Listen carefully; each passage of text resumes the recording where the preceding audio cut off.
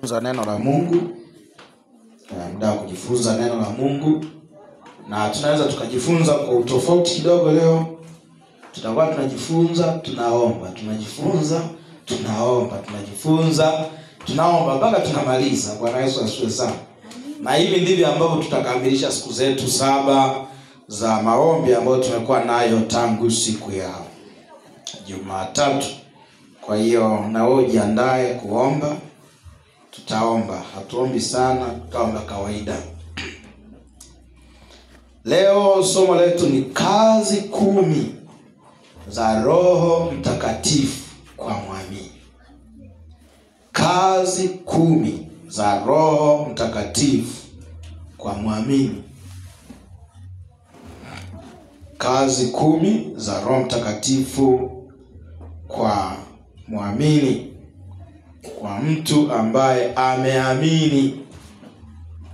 Tunataka kuona Roho Mtakatifu anafanya nini kwa mtu ambaye amemwamini, kwa mtu ambaye amemkubali Bwana Yesu. Haleluya. Hebu sema Bwana, ninakushukuru. Kila mmoja aseme, sema Bwana, ninakushukuru kwa kuwa unanipenda na uko tayari kusema nami habari za Roho Mtakatifu, na uko tayari kusema nami kazi za Roho Mtakatifu kwenye maisha yangu. Ninaomba Bwana unifundishe, ninaomba Bwana useme nami, ninaomba Bwana ujidhihirishe na unijaze Roho wako Mtakatifu katika jina la Yesu. Amen. Kazi 10 za Roho Mtakatifu kwa mwamini. Somo hili sio geni, nimewahi kulifundisha, lakini Mungu ameruhusu tena kwamba tujifunze. Haleluya. Kwa hiyo tudia ujifunze kabisa. Andiko la msingi ni kitabu cha Yohana 14. Yohana sura ya 14 mstari ule wa 15 mpaka 18.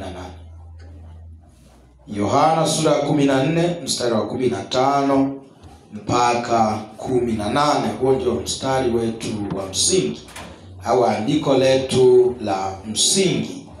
Na neno la Bwana linasema, mkinipenda mtazishika amri zangu. Nami nitamwomba Baba, naye atawapa msaidizi mwingine, ili akae nanyi hata milele. Ndiye Roho wa kweli, ambaye ulimwengu hauwezi kumpokea, kwa kuwa haumuoni wala haumtambui. Bali ninyi mnamtambua, maana anakaa kwenu, naye atakuwa ndani yenu. Sitawaacha ninyi yatima, naja kwenu. Haleluya. Tuweke msingi hapo, Bwana Yesu alikuwa anazungumza maneno haya akiwa amekaribia kuondoka hapa duniani. Anaanza kwa kusema, mkinipenda mtazishika amri zangu. Anatuonyesha namna ambavyo sisi tunaweza kudhihirisha kumpenda Mungu. Namna ambavyo mimi na wewe tunaweza kudhihirisha kwamba tunampenda Mungu. Anasema mkinipenda mtazishika amri zangu. Haleluya. Na anapozungumza amri azungumzie zile 10.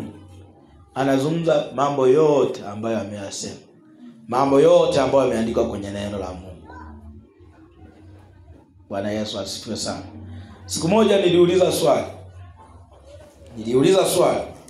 Nikasema hivi, tukiacha ile ya kusema, yani kujisema nimeokoka nampenda Yesu, ni nini kingine tunaweza kukiona kikakuonyesha wewe umeokoka na unampenda Yesu? Haleluya. Ni nini kingine? Unajua Petro Wale jamaa walikuwa wanamuuliza, wewe ni mwenzake na Yesu? Maandiko anasema hata kusema kwake akasema huyu ni wa Yesu. Akaamua kuondoka. Wakati hata kutembea kwake kunaonyesha kwamba ni wa nani? Ni wa Yesu. Sisi je, tuna kitu gani ambacho mtu akikiona kwenye maisha yetu atasema huyu ameokoka, huyu anampenda Yesu? Bwana Yesu asifiwe. Sasa Yesu anasema namna unavyoweza kuthibitisha kwamba wewe unampenda ni kuzishika amri zake, ni kutembea kwenye maagizo yake, ni kuishi vile anavyotaka, ni kufanya vile anavyotaka hata kama wewe hautaki. Lakini ile kwamba unampenda, utaacha vile ambavyo wewe ulikuwa unavipenda, utafanya vile ambavyo Mungu anataka. Bwana Yesu asifiwe sana. Mama Yona, haleluya. Upo? Naona umepoa sana. Sema Bwana nitie nguvu. Kwa namna ambavyo tunaweza kuthibitisha kwamba sisi kabisa tunampenda Mungu ni kuzishika amri zake. Sasa ni jambo binafsi. Haleluya. Haitaji uchunguzwe. Jichunguze mwenyewe. Jipime mwenyewe. Alafu usimame useme mimi ninazishika amri za Mungu. Ujipime tu mwenyewe. Hebu sema Bwana, ninaomba unisaidie kuzishika amri zako. Kuzishika amri zako. Kuishi kwangu niishi kwa amri zako. Kunena kwangu ninene kwa amri zako. Kuenenda kwangu nienende kwa amri zako. Nizishike amri zako, niziishi siku zote za maisha yangu. Na nithibitishe kwamba Bwana ninakupenda. Siwezi peke yangu, naomba unisaidie. Katika jina la Yesu. Amen. Kuzishika amri. Bwana Yesu asifiwe sana. Kutembea katika amri za Bwana. 16 anasema nami nitamwomba Baba na atawapa msaidizi mwingine ili akae nanyi hata milele. Anazungumza na nani? Anazungumza na wale aliosema mkinipenda mtazishika amri zangu. Anazungumza na wale watu ambao watathibitisha kwamba wanampenda. Haleluya. Ndio anazungumza nao kwamba hao wakimpenda watazishika amri zake. Alafu wakizishika amri zake, ndipo sasa Yesu akiondoka atamwomba Baba ili huyo Baba amlete Roho Mtakatifu. Na huyu Roho Mtakatifu ndiye ambaye nataka tuzungumze kazi zake siku ya leo. Kwa Roho Mtakatifu haji kutembea. Bwana Yesu asifiwe sana. Roho Mtakatifu haji kutuangalia tunaendeleaje. Anayo kazi maalum kwenye maisha yetu. Anayo kazi maalum kwenye maisha yako. Sasa unaweza kujiuliza Roho Mtakatifu ni nani? Roho Mtakatifu ni nafsi ya tatu ya uungu. Ni nafsi ya tatu ya uungu. Ambapo tuna Mungu Baba, tuna Mungu Mwana na tuna Mungu Roho Mtakatifu. Kwa hiyo Roho Mtakatifu ni nafsi ya tatu ya uungu. Na huyu Roho Mtakatifu ana sifa zote za Mungu. Bwana Yesu asifiwe sana. Ana sifa zote za Mungu, lakini kuna sifa 4 ambazo ni kuu. Sifa ya kwanza ni mwenye nguvu zote. Maana anaweza kufanya mambo yote. Sifa ya pili, yupo kila mahali. Sifa ya pili, yupo kila mahali. Sifa ya tatu, anajua mambo yote. Anajua mambo yote, hata aliyotendeka gizani anayajua. Hata aliyotendeka kwa siri anayajua. Haleluya. Hata ambayo hatuyajui yeye anayajua. Na sifa ya nne, yeye ni wa milele.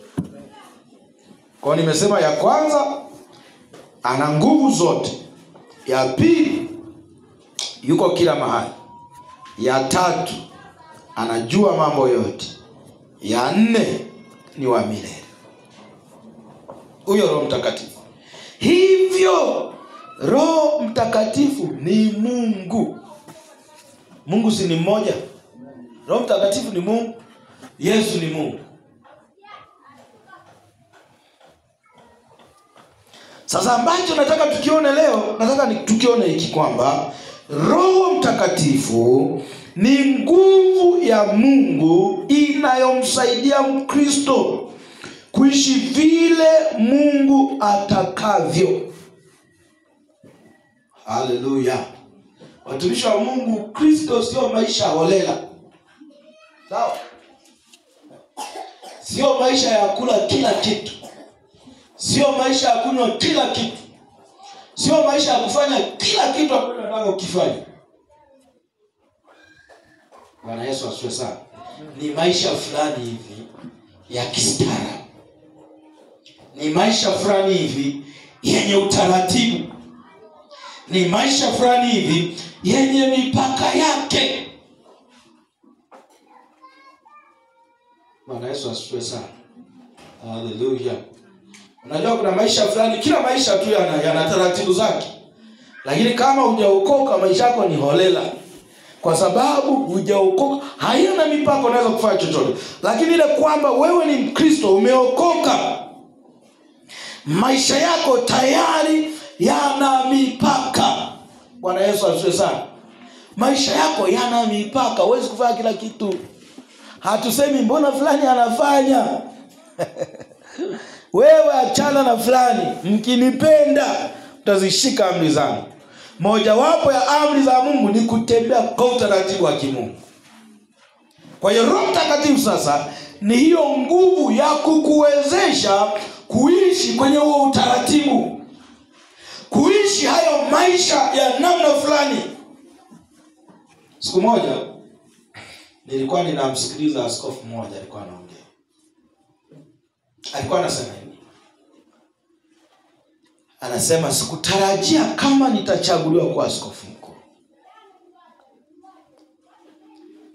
Na akasema lakini nilipochaguliwa nikagundua kwamba mfumo wangu wa maisha umebadilika. Unaona, alienda kwenye kikao cha uchaguzi, wakafanya uchaguzi na akachaguliwa kuwa askofu mkuu, na anasema hakutarajia.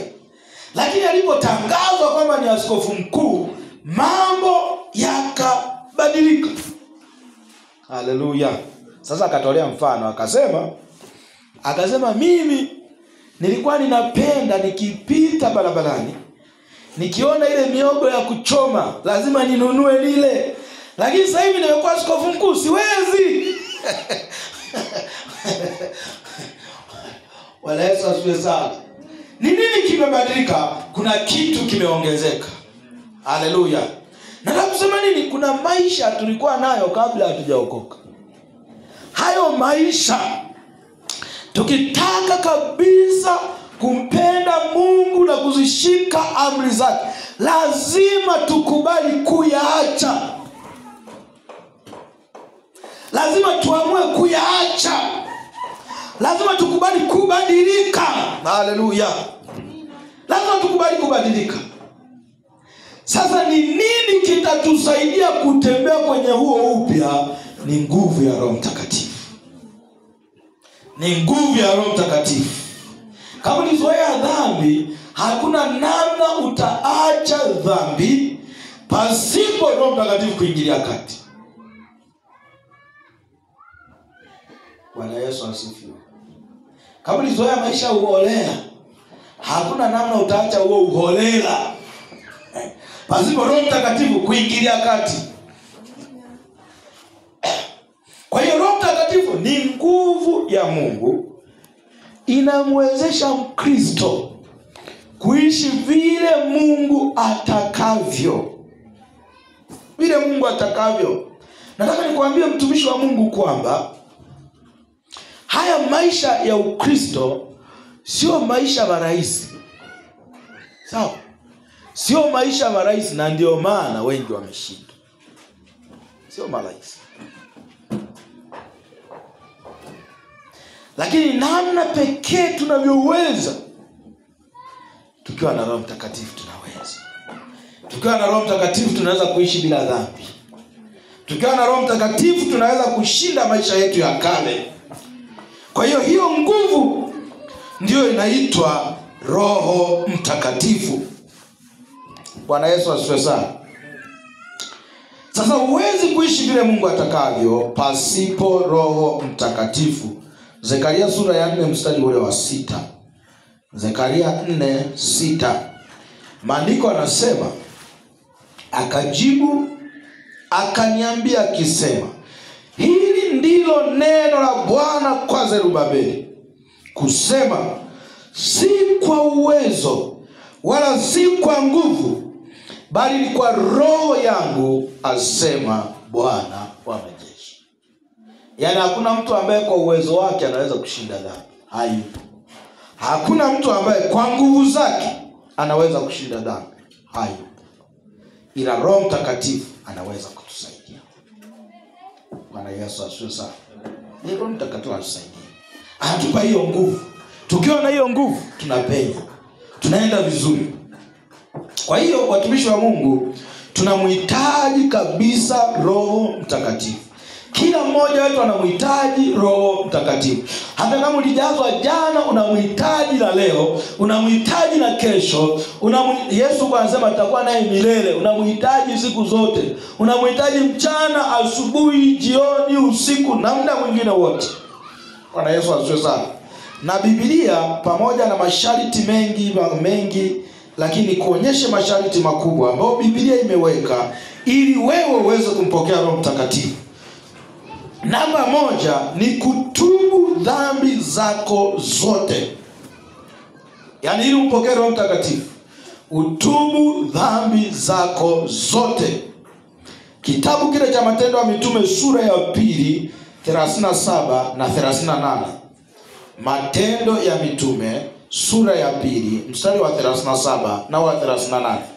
Maandiko yanasema, walipoyasikia haya wakachomwa mioyo yao, wakamwambia Petro na mitume wengine, tutendeje ndugu zetu?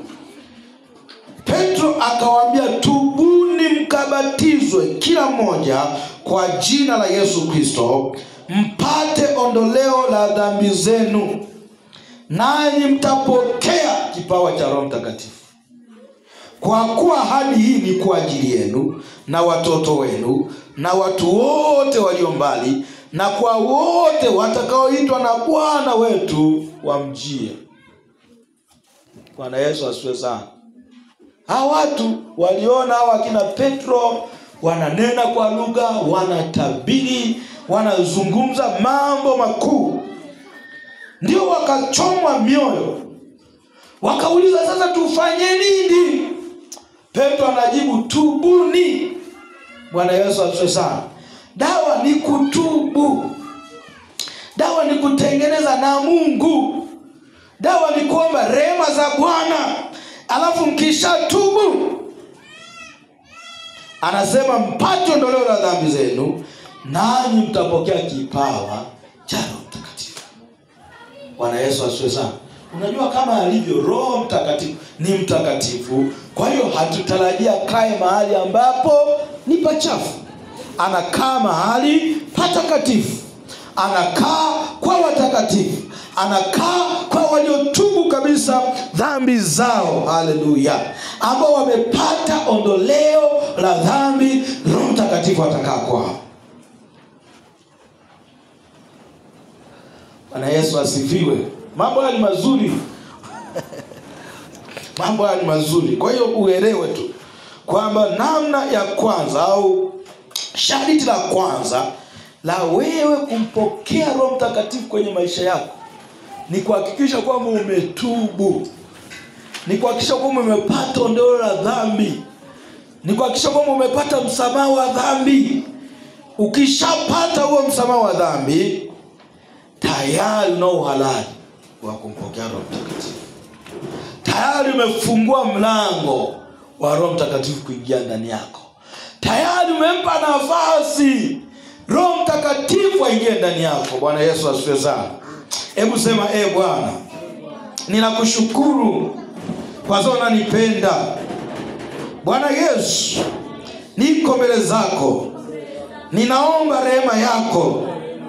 Ninaomba rehema yako. Popote nilipokukosea, popote nilipokutenda dhambi, ninaomba unirehemu kabisa. Ninaomba unirehemu kabisa. Na uniondolee dhambi zangu zote. Na unitakase. Na unisafishe katika jina la Yesu. Na uachilie Roho Mtakatifu ndani yangu. Na uachilie Roho Mtakatifu ndani yangu. Na uachilie Roho Mtakatifu ndani yangu katika jina la Yesu. Amen. Kuna wengine siwasikii kabisa. Au umeshalala? Amkeni basi. Amkeni. Tunaendelea. Bwana Yesu asifiwe sana. Ukiona mwenzako analala na mshtua kidogo, mwambie kumekucha. Kwa hiyo ya kwanza ni kutubu dhambi zako. Namba 2 ni kuwa na shauku ya kujaa Roho Mtakatifu. Shauku. Kuwa na shauku ya kujaa Roho Mtakatifu. Je, unayo shauku? Je, unamhitaji kabisa Roho Mtakatifu kwenye maisha yako?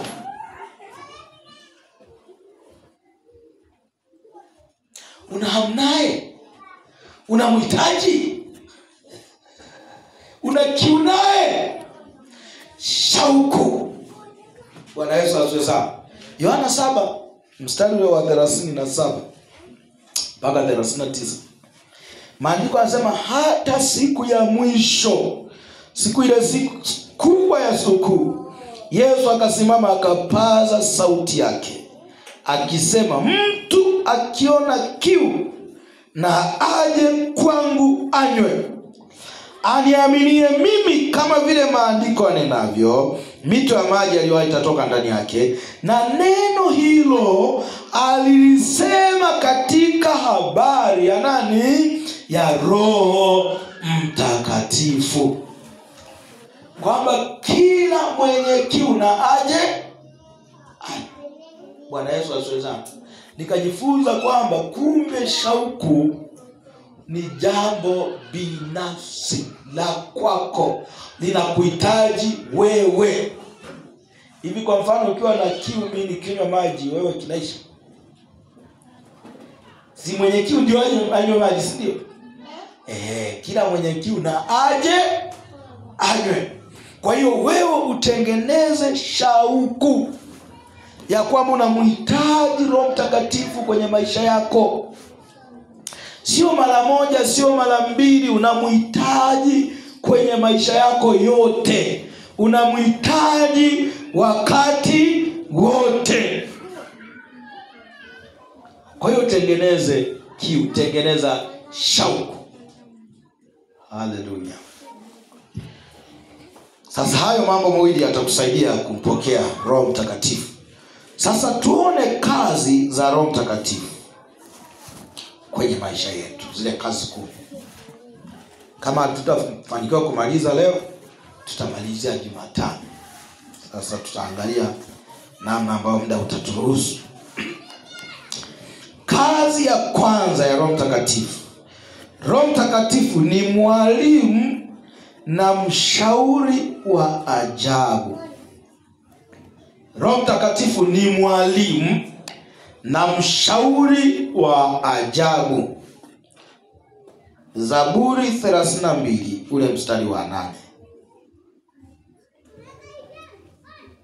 Zaburi 32 mstari wa 8, maandiko yanasema, Nitakufundisha. Anayefundisha ni nani? Okay, nitakufundisha na kukuonyesha njia utakayoiendea. Nitakushauri. Anayeshauri ni nani? Jicho langu likikutazama. Bwana Yesu asifiwe sana. Kuna mambo mengi ambayo tunahitaji kujifunza, lakini sio kila kitu tutafundishwa na mtu. Na kuna mengine tutafundishwa na watu watatupa njia tu ya kujifunza, hayatatosha. Lakini Roho Mtakatifu atatufundisha na kutufundisha mpaka tunaelewa, mpaka tunaanza kuyaishi. Bwana Yesu asifiwe sana. Na inawezekana hata ninayosema hapa sasa hivi, inawezekana huyaelewi vizuri, lakini nataka nikwambie ni kazi ya Roho Mtakatifu kuhakikisha kwamba unayaelewa na yanapata nguvu kwenye maisha yako na unayatendea kazi. Kwa hiyo kazi ya Roho Mtakatifu kwa muamini ni kumfundisha. Bwana Yesu asifiwe sana. Na kuna mengine utajifunza sio kwa sababu kuna mtu amekufundisha, hapana. Ni kwa sababu Roho Mtakatifu amekufundisha. Ni kwa sababu Roho Mtakatifu ameyafunua kwako. Naomba umwamshe sasa. Ni kwa sababu Roho Mtakatifu ameyafunua kwako, ameyaweka wazi kwako. Bwana Yesu asifiwe sana. Hapo Roho Mtakatifu akikufundisha unaelewa. Hata kama ni magumu unaelewa. Kwa sababu yeye ni mwalimu, anajua kiwango chako cha uelewa. Bwana Yesu asifiwe sana. Kwa kazi ya Roho Mtakatifu kwenye hii ya kwanza, sehemu ya kwanza, yeye ni mwalimu, atakufundisha. Unahitaji kujifunza, unamhitaji Roho Mtakatifu. Unahitaji kujua mambo fulani, unamhitaji Roho Mtakatifu. Kuna mambo ambayo hakuna anayejua, Roho Mtakatifu anayajua. Bwana Yesu asifiwe sana. Kwa sasa yeye atakufundisha vizuri, watumishi wa Bwana Yesu. Atakufundisha vizuri. Na wakati mwingine hata tukisoma neno la Mungu, wewe unafikiri Biblia ni nini? Haleluya. Haleluya. Unafikiri Biblia ni nini? Unaweza kusoma Biblia ukaiona tu kama vitabu vingi.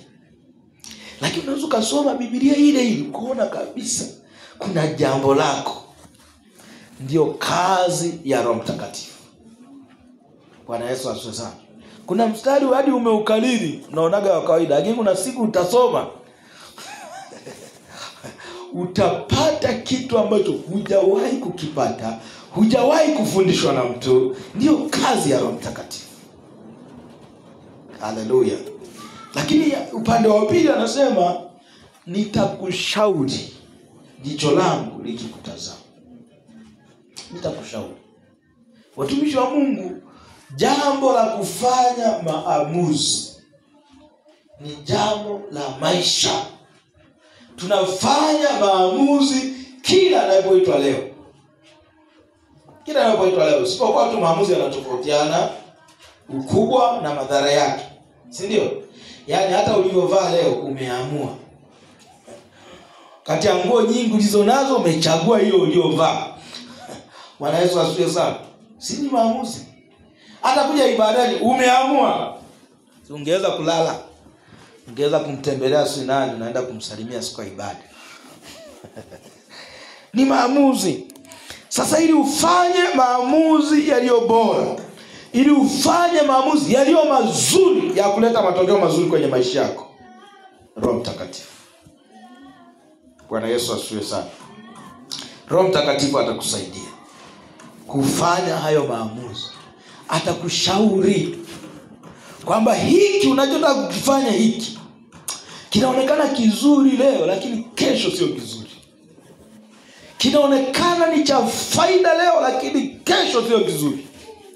Fanya hiki kinaonekana kinyonge leo, kinaonekana kidhaifu leo, lakini kesho kitakuwa bora. Bwana Yesu asifiwe sana. Kwani tumesema yeye anajua yote. Anajua ya jana, anajua ya leo, anajua ya kesho. Anajua hili jambo kesho baada ya miaka 10 litakuaje. Sisi miaka 10 saa zingine hata hatufikiri. Saa zingine hata hatujafikiri. Lakini Roho Mtakatifu anajua. Bwana Yesu asifiwe sana. Kwa hiyo Roho Mtakatifu yeye ni mwalimu. Yeye ni mshauri. Yeye atakufundisha. Na atakufundisha nini? Njia unayopaswa kuiendea. Hatuendi kila mahali. Ni mtu ambaye haoni tu ndo anaenda kila mahali. Lakini mtu anayeona, kuna mahali anasema huku siwezi kwenda, taenda. Njia utakayo iendea, Roho Mtakatifu atakufundisha. Atakushauri. Bwana Yesu asifiwe sana. Atakushauri. Sasa tukishauriwa tushauriki. Mwingine hata ukimshauri bado hashauriki. Roho Mtakatifu atakuacha. Bwana Yesu asifiwe sana. Hebu sema, Roho Mtakatifu, ninaomba unifundishe. Ninaomba unifundishe yale ninayopaswa kuyajua, yale ninayopaswa kuyatenda. Ninaomba unifundishe. Ninaomba uwe mwalimu wangu. Roho Mtakatifu, ninaomba uwe mshauri wangu. Ninaomba unishauri katika mambo yangu yote, katika mipango yangu yote, katika njia zangu zote. Ninaomba uwe mshauri wangu. Naomba uwe mwalimu wangu na uwe mshauri wangu katika jina la Yesu. Amen. Unaweza kufikiri tunacheza hivi. Mambo ya roho ndivyo yalivyo. Bwana Yesu asifiwe sana. Unaweza kufikiri tunacheza, lakini mambo ya roho ndivyo yalivyo. Kazi ya pili. Roho Mtakatifu ni kiongozi mkuu. Roho Mtakatifu ni kiongozi mkuu. Hiyo ndiyo kazi ya pili ya Roho Mtakatifu. Yaani hapa tunaangalia mambo ambayo Roho Mtakatifu atayafanya akiingia kwenye maisha yako. Roho Mtakatifu ni kiongozi. Yohana 16:13. Lakini yeye atakapokuja, huyo Roho wa kweli, atawaongoza. Bwana Yesu asifiwe sana. Huyo Roho wa kweli atawaongoza.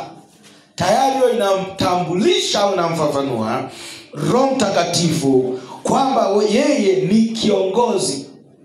Sasa swali la msingi, atatuongoza kuelekea wapi? Namba moja, atatuongoza kuelekea kwenye kweli yote. Hapa nasema atawaongoza awatie kwenye kweli yote. Haleluya. Wewe kweli yote unaijua? Bwana Yesu asifiwe. Unaijua kweli yote au uijui? Lakini Roho Mtakatifu anaijua. Wengine hata Biblia hatujasoma kwa ukamilifu ule sana kwamba tunaielewa, lakini Roho Mtakatifu anaielewa. Haleluya. Kwa hiyo Roho Mtakatifu atatuongoza kwenda kwenye kweli yote. Atasema ukifanya hivyo umekosea. Unapaswa kufanya. Unataka kufanya hivi? Huko nakosa. Fanya hivi. Bwana Yesu asifiwe sana. Kwa atatuongoza kwenye kweli yote. Namba 2, atatuongoza katika njia za haki. Katika njia za haki. Zaburi 33 mstari wa 3. Zaburi 23 mstari wa 3. Hunihuisha nafsi yangu na kuniongoza katika njia za haki kwa ajili ya jina lake. Zaburi 23 mstari wa 3. Hutuongoza katika njia za haki.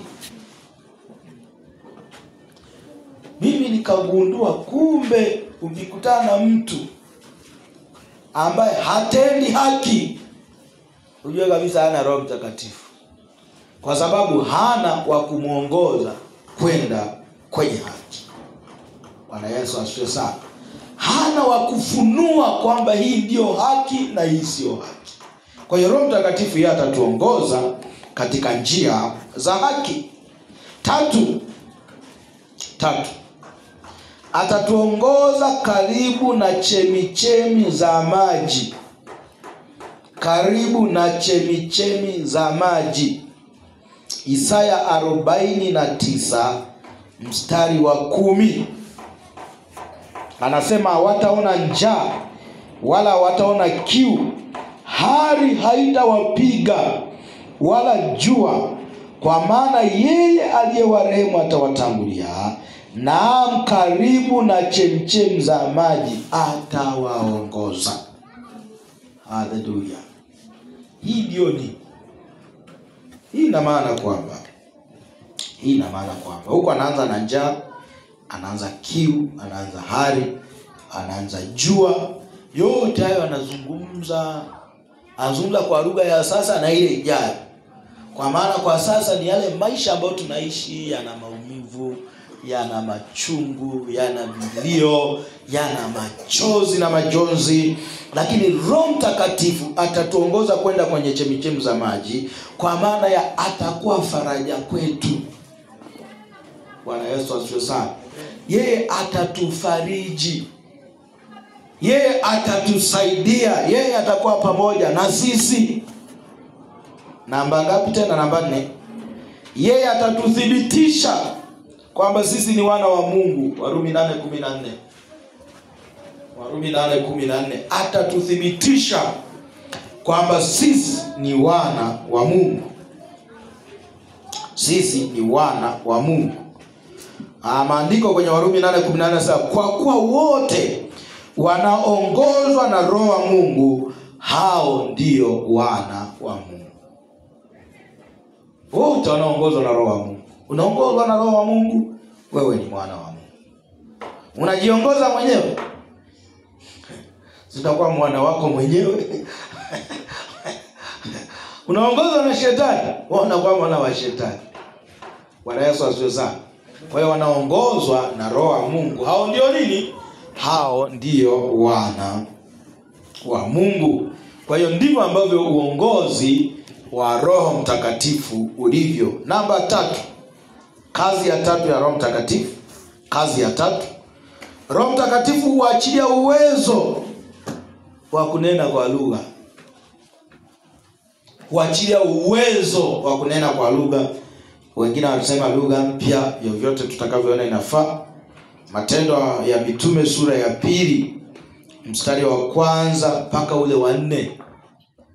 Matendo ya Mitume sura ya 2 mstari wa 1 mpaka ule wa 4, kwamba Roho Mtakatifu anaachilia ule uwezo wa kunena kwa lugha. Bwana Yesu asifiwe sana.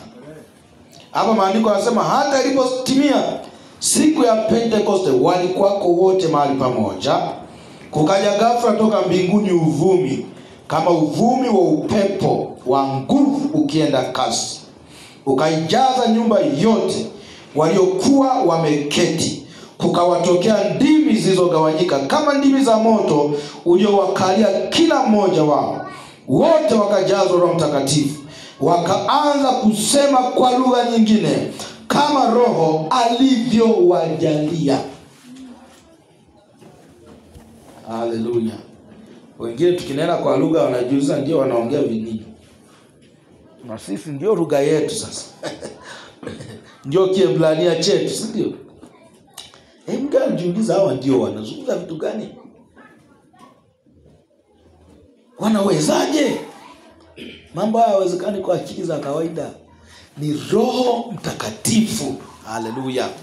Roho Mtakatifu ndio anaachilia hiyo hali. Roho Mtakatifu ndio anaachilia huo msukumo. Ukijiachilia kwa Roho Mtakatifu, anakusukuma kunena anavyotaka yeye. Kwa hiyo hatuneni kwa akili zetu, ni kwa Roho Mtakatifu. Huu uwezo sio uwezo wa kukaa darasani na kufundishwa tunanena hivi. Hapana. Ni uwezo ambao unaachiliwa na Roho Mtakatifu mwenyewe. Bwana Yesu asifiwe sana. Kwa hiyo kama unahitaji, unatamani uwezo, una kiu na uwezo, sharti uwe na Roho Mtakatifu. Lazima uwe na Roho Mtakatifu. Ukiwa na Roho Mtakatifu utapokea huu uwezo kwa jina la Yesu. Utakuwa na huu uwezo kwa jina la Yesu. Utakuwa na huu uwezo kwa jina la Yesu. Haleluya. Haleluya. Matendo ya Mitume 19:6 anasema, na Paulo alipokwisha kuweka mikono yake juu yao, Roho Mtakatifu akaja juu yao, wakaanza kunena kwa lugha na kutabiri. Walianza kunena kwa lugha Roho Mtakatifu alipokuja juu yao. Haleluya.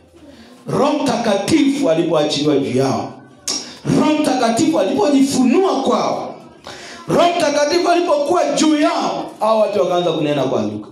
Kwa hiyo kunena kwa lugha mpya sio jambo la kukaa darasani na kufundisha tunanena hivi. Hii sio lugha inayofundishwa.